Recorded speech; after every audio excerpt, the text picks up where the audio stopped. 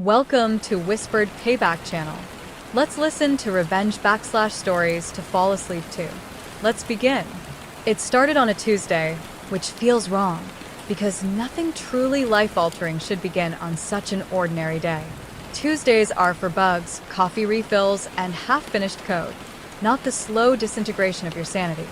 But that's how it happened. I remember the faint hum of my old computer, the flickering monitor light painting the walls of my apartment like ghost static. I was debugging a tool I'd written for the company, the same company that would later erase my name from everything I built, when I first noticed the pattern. The emails didn't line up. My credentials had been stripped of admin rights without notice. At first, I thought it was just a glitch, something buried deep in the access hierarchy. But then the project files I'd created started disappearing, one by one, like they'd never existed. Even the backups I kept on encrypted drives were corrupted. A cold dread crawled up my spine because I knew the encryption I used, my encryption, was unbreakable unless someone from inside had tampered with it. That night, I barely slept. The city outside my apartment was soaked in the orange haze of streetlights, humming with distant engines. I lay in bed, staring at the ceiling, replaying the last meeting I'd had with them. The boardroom's air conditioning had hummed too loud, drowning out their hollow praise.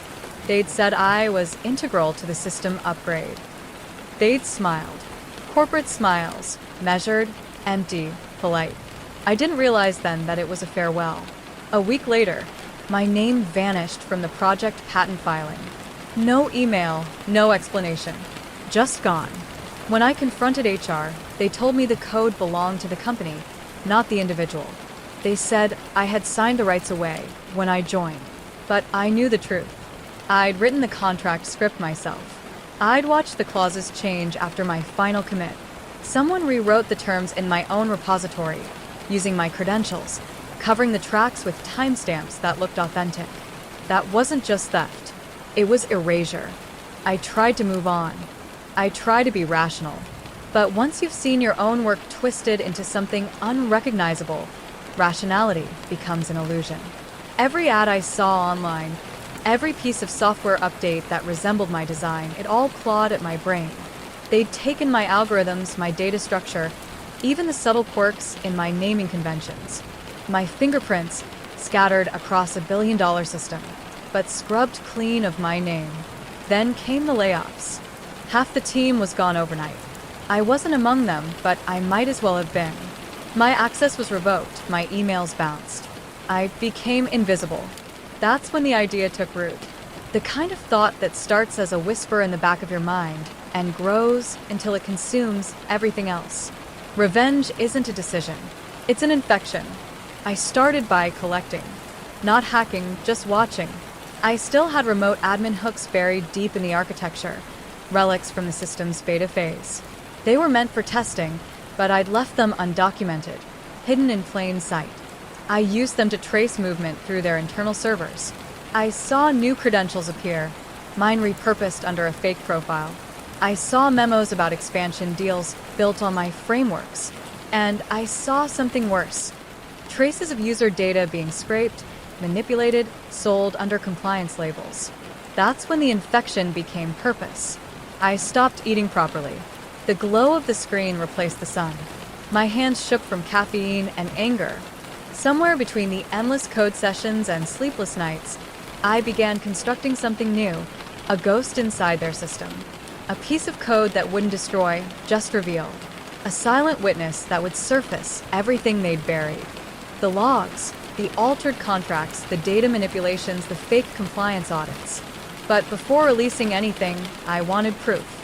Something undeniable. I dug into archived commits, recovered fragments from old servers, and found traces of internal chat logs. The executives knew what they were doing. They'd planned my removal, rewritten the contracts to redirect intellectual property credit, and even mocked how easily I'd been replaced. Reading those logs was like swallowing glass. My screen flickered as if it understood the rage pulsing through me. I backed up everything, encrypted it under a layered onion protocol only I could decode. For the first time in months, I smiled. Not because I felt better, but because the pain had shape now. It had a target. The night I decided to strike, The rain wouldn't stop. The city was drowned in a low hum of thunder, and each drop against my window sounded like a heartbeat counting down. I sat before the monitor, the glow washing over my face, watching lines of code scroll like scripture. My hands moved without hesitation. I tunneled through their firewalls, gliding past layers of security I'd once designed myself. It felt intimate, like breaking into your old home and realizing someone else had redecorated it with your stolen furniture. I reached the central data cluster around 2:14 a.m. My custom key cracked the final shell. I hesitated. My reflection in the dark monitor glass looked alien. Eyes wide, skin pale from the cold light.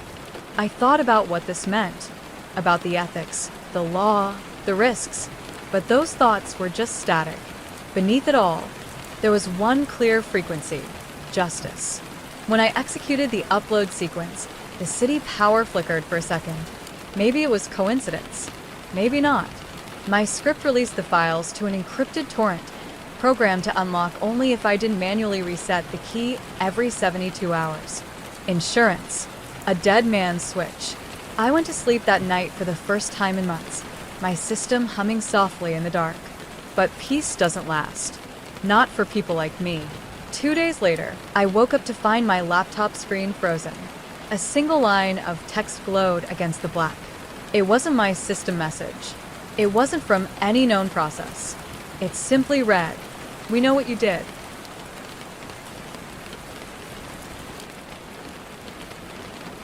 At first, I thought it was a glitch.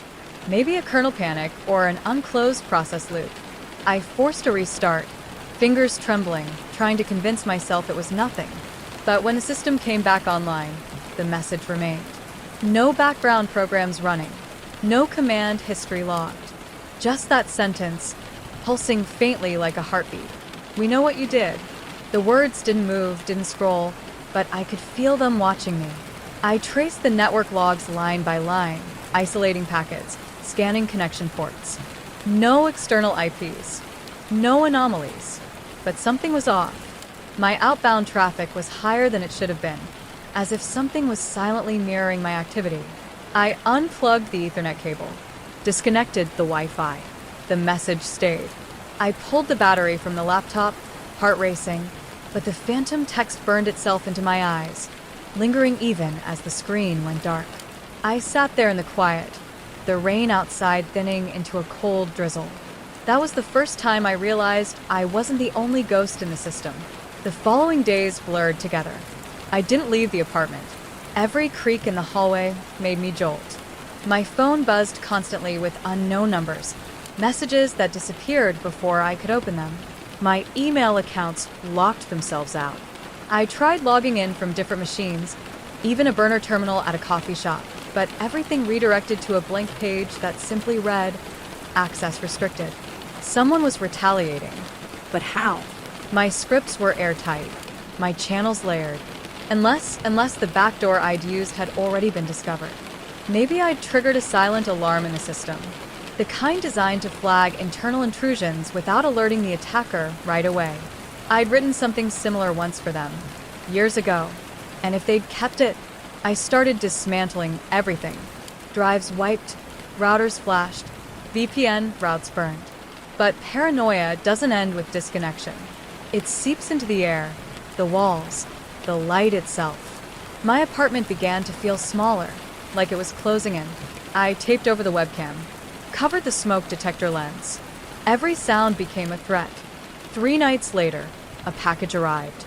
No return address, no delivery record. Just a plain gray envelope slipped under my door. Inside was a flash drive. My initials were engraved on it. My old company-issued encryption mark. I stared at it for hours before plugging it into an air-gapped machine I'd rebuilt from spare parts. The screen flickered to life. A single file appeared, time-stamped that same morning. I opened it. The first line was a system log, mine. My keystrokes from the night of the breach, recorded in perfect sequence. Every password, every access point, every line of code. The second line was worse. My camera feed, spliced together from different angles, showing me at my desk, executing the upload. There was no sound, just the soft rhythm of my breathing, captured like evidence. My chest tightened. I checked the file metadata. It wasn't from my system. It was from theirs, which meant they had been watching me long before I made my move. They had everything. The realization hollowed me out. I'd spent months thinking I was the hunter, that I'd outsmarted them. But maybe that's what they wanted. Maybe they'd left the vulnerabilities open, bait for me to bite. My own revenge had been part of their design. I started noticing small things after that. My browser auto-filling forums I'd never opened. My name showing up on closed forum threads. Anonymous posts referencing details only I could know. I stopped sleeping. The city outside looked distorted. The world tinted and static. One night, I decided to confront it head-on. I rebuilt the breach server from scratch, reloaded the encrypted data, and ran trace diagnostics through the last known packet tunnel. The return ping came from inside the corporation's internal net, but it didn't stop there. It bounced again, rerouted through a local ISP, and finally terminated at a physical address 3 blocks from my apartment. My heart dropped. It wasn't corporate security. It was someone here. Someone close. I grabbed my coat and left, half running through the midnight streets. The city smelled of wet asphalt and ozone. My breath came out in ragged bursts as I turned corner after corner, closing in on the address. It was an old office complex, half abandoned, windows dark except for a faint glow on the 3rd floor. I stood outside for a long time listening. The hum of a generator, the faint clicking of a fan. When I finally went in, the air was thick with dust and heat. Rows of defunct servers lined the walls, humming faintly like sleeping beasts. The light came from a single monitor at the far end of the room. I walked closer, each step echoing too loud in silence. The monitor displayed a feed of my apartment. Live. Every angle. Kitchen. Bedroom. Desk. A static hiss filled my ears. My mind blanked. I reached for the mouse, but it moved on its own, cursor sliding across the screen, opening a folder labeled Archive. Inside were hundreds of video clips, dates going back months. I clicked one at random. It showed me asleep, the glow of my monitor faint in the background. Another clip showed me working, eyes sunken, lips moving silently. The mouse stopped moving. Then a new window opened, typing itself. Do you still think you're the one in control? I stumbled backward, knocking over a chair. The noise didn't echo. It felt absorbed by the walls.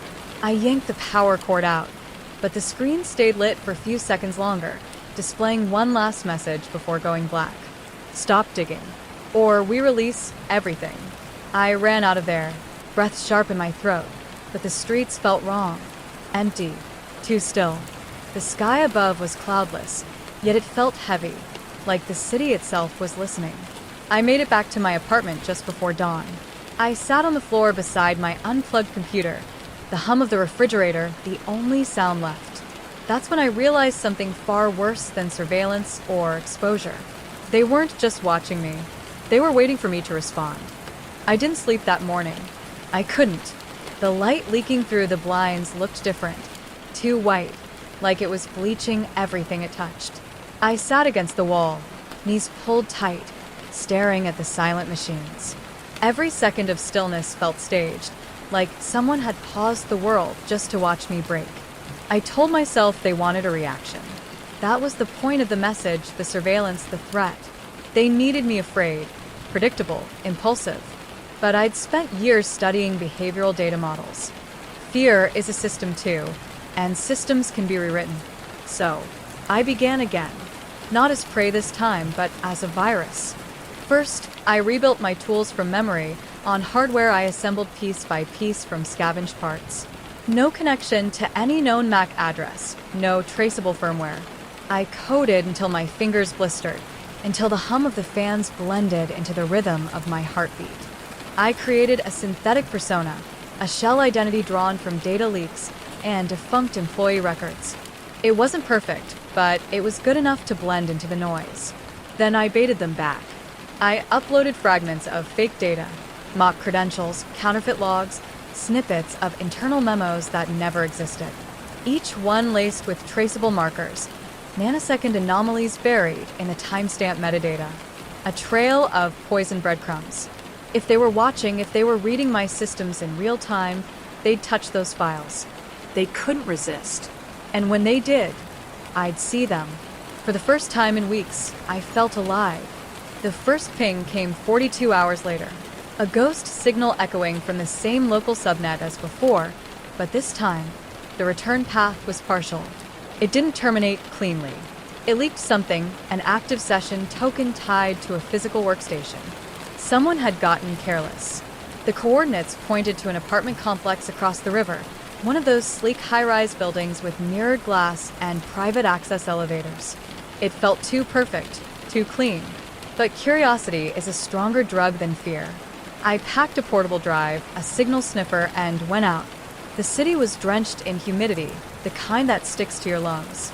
As I walked, the reflections in shop windows seemed to warp around me, faces turning just a moment too late. When I reached the building, the lobby was empty. Security cameras followed me with slow, deliberate movements. I wondered if they knew who I was already, if I'd walked straight into another layer of their game. The elevator chimed softly. Floor 23. The door opened into a long hallway with industrial carpeting and the faint scent of ozone. I found the unit number from the trace log, 2307. The door was ajar. Inside, the air buzzed with static. Dozens of screens covered the walls, each one streaming silent feeds of different rooms, offices, streets, faces. My face. Some clips were seconds old. Others were from weeks ago. In the center of it all sat a workstation, a black tower humming under the desk, its cooling fans whispering like breath. No one was there. I stepped closer. On one of the screens, a window was open to a live console. My bait file was listed in the directory. My trace marker glowed faintly beside it. I leaned in, scanning the active users, the process list, the running threads. Then my stomach dropped. The logged-in account name wasn't theirs. It was mine. My old system ID, my old workstation signature, replicated perfectly. I checked the MAC address. Cloned. Every byte mirrored down to the UID string. It wasn't just surveillance anymore. They were impersonating me. Every action taken under that signature would trace back to me. The fans roared louder. A faint clicking echoed from the other room. I followed the sound, heart hammering. The small kitchenette was empty except for a phone vibrating on the counter. No number displayed, just a blank screen. I picked it up. The vibration stopped. The screen stayed black. Then letters began to appear, one by one, in perfect silence. You built the system. You should know how it ends. I dropped the phone. It hit the floor and shattered into silence. The fan stopped. Every screen in the room went dark at once. My reflection stared back at me from the blank monitors, pale, trembling, unfamiliar. Then one by one, the screens lit up again, each showing a different version of me. Me at my desk. Me in the hallway. Me entering the building just now. The feed wasn't delayed. It was live. I backed away, my pulse roaring in my ears. Somewhere in the building, I could hear another fan spinning up. A new signal appeared on my portable scanner, strong, close.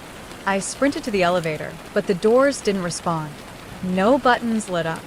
I took the stairs, two at a time, my breath ragged and metallic. Outside, the street felt too bright. Every passing car seemed to slow as it passed me. I half expected to see my face in their windows. When I reached the other side of the bridge, I looked back at the building, but it was just glass and steel, reflecting the sky like nothing had happened. Back at my apartment, I tore everything apart. Drives, routers, even the walls. I found nothing, but the deeper I searched, the more certain I became that whatever this was, it wasn't about exposure anymore. It was about control. Someone had rewritten the rules. They weren't just watching. They were editing. That night, I sat in the dark, only the soft hum of the server fan keeping me company. I watched the cursor blink on an empty screen, taunting me with its rhythm. I wanted to write something, anything, but my hands shook too much. So I just stared, waiting for the next message. It didn't come that night, or the next. For a brief moment, I thought maybe I'd scared them off, broken the cycle. Then, 3 days later, every screen in my apartment flickered on at once. My monitors, my phone, even the old TV I hadn't used in years. The same message appeared everywhere, synchronized like a pulse. You shouldn't have looked. The words stayed on every screen for hours, frozen like a command that refused to terminate. You shouldn't have looked. I unplugged everything, but even in the dark, I could still see them burned into my vision, after images pulsing behind my eyelids. Sleep was impossible. I paced the apartment until sunrise, the floor creaking beneath my steps like something alive beneath the boards. By morning, I decided I couldn't stay there anymore. I packed what little I needed, drives, notes, a burner laptop, and left. I walked for miles before finding an old co-working space that rented anonymous terminals by the hour. Cash only. No questions. It smelled of metal and stale air. Perfect. I rebuilt my network there, piece by piece, avoiding every protocol I'd ever used. I filtered every request through handwritten scripts, no third-party tools. And then I did what I should have done from the start. I started tracing backwards, not through the code, but through the people. I found internal correspondence leaks from former employees, archived in forgotten corners of the web. Some mentioned a department called Compliance Integration, a group I'd never interacted with directly. Their job was supposedly legal review, but the metadata from their communications said otherwise. Every major project breach, every employee investigation, every so-called disciplinary removal passed through them first. And buried deep in one of those leaks was a single familiar name, Lena. She'd worked beside me for years, part of my original development team. Quiet, efficient, almost invisible. I trusted her more than anyone else there. She was the one who convinced me to sign the final contract revision, the one that stripped my authorship rights without me realizing. My throat went dry when I read her name attached to Compliance Integration. It made sense now. She was the bridge. She'd been the one inside my systems, feeding them my methods, my encryption structures. But why keep watching me after I was gone? Why not just cut me off completely? I scoured the leak for more. Eventually, I found an internal memo, and signed, dated 2 weeks before my breach. It described a predictive behavior analysis experiment, using proprietary AI models on former employees exhibiting signs of retaliatory intent. The language was cold, clinical, but one line stood out. Subject A, likely to engage in counter-intrusion. Recommend observation under simulated containment. Subject A. That was me. I sat there for a long time, trying to breathe through the weight pressing against my chest. Every action I'd taken since the day they erased me, the surveillance, the messages, the bait, the feeds, it was all a controlled environment. A sandbox. They'd built a digital cage around me, and let me think I was escaping. Every move I made had been predicted, modeled, reinforced. But that realization didn't break me. It focused me, because if they were using me as data, that meant I was still useful to them. And anything useful can be corrupted from within. I spent days rewriting everything from scratch, building what I called the mirror, a self-evolving worm designed to feed false behavioral outputs back into their system. It didn't attack directly. It imitated me, amplifying every irrational impulse they expected, while hiding my real activity under noise. When I finally deployed it, the system's response was immediate. Their servers flooded with phantom access attempts, flagged under my ID, while my real connection slipped in unnoticed. I followed the trail deep into the corporation's AI behavioral model repository. The logs there were massive, a full simulation of my digital footprint, messages, searches, even my typing patterns. I wasn't just a subject. I was an entire data construct they built to study human retaliation. I scrolled through entries marked with timestamps matching my real memories. They'd known every decision I was going to make before I made it. My blood went cold when I found the last recorded entry, dated 2 days ahead of the current time. Future data. My future. It described what I was about to do next. The file labeled it Phase Termination. The summary was short, detached, horrifying. Subject A neutralized after containment failure. Data archived. I stared at that line until my hands stopped shaking. They thought they could write my ending before it happened. That was their mistake. I left the co-working space before dawn, the city just beginning to hum awake. I moved constantly after that, never staying in one place more than a few hours. Every network I touched became a temporary battlefield. I could feel them watching, adjusting, learning, but the mirror kept feeding them static. For the first time, I wasn't inside their simulation, they were inside mine. I started leaking pieces of their experiment, selectively, through anonymous channels. Each document timed with precision. Each exposure leading investigators to more questions than answers. I didn't want to destroy them outright. I wanted them scared, uncertain, turning against each other. Then, one night, as I sat in a bus station with the glow of vending machines for company, a notification appeared on the burner laptop. No network connection, no Wi-Fi, no signal at all. Just a message, appearing from nowhere, blinking in the center of the screen. You think you escaped, but how do you know which version of you did? The screen glitched, then stabilized.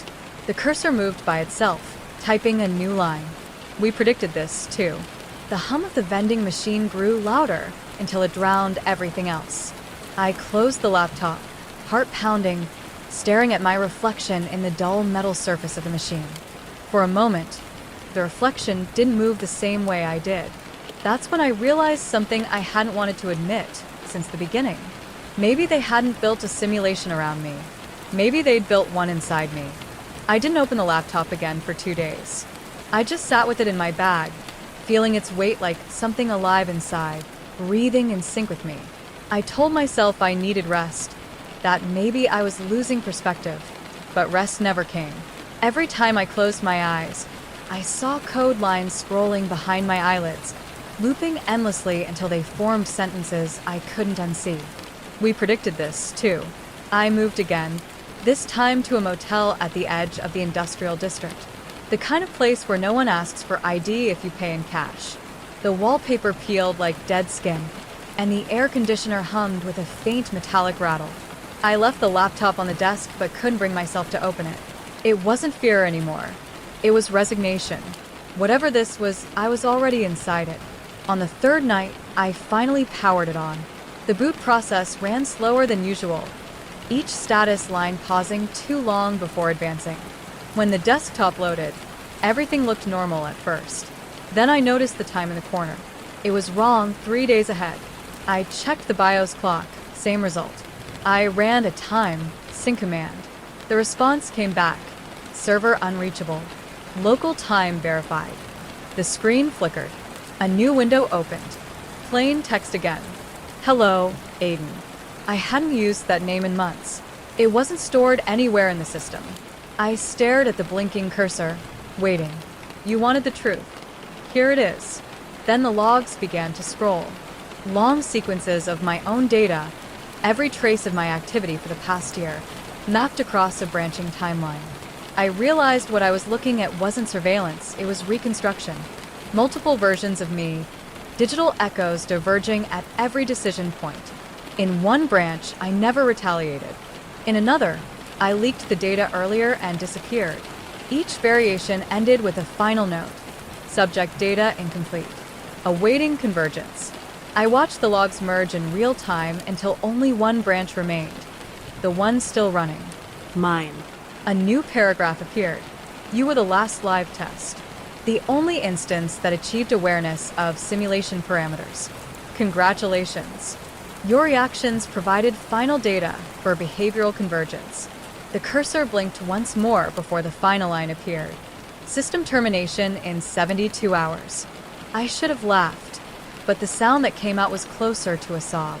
My chest tightened, and for a moment, I couldn't tell if it was fear or relief. It made sense now, in a horrifying way.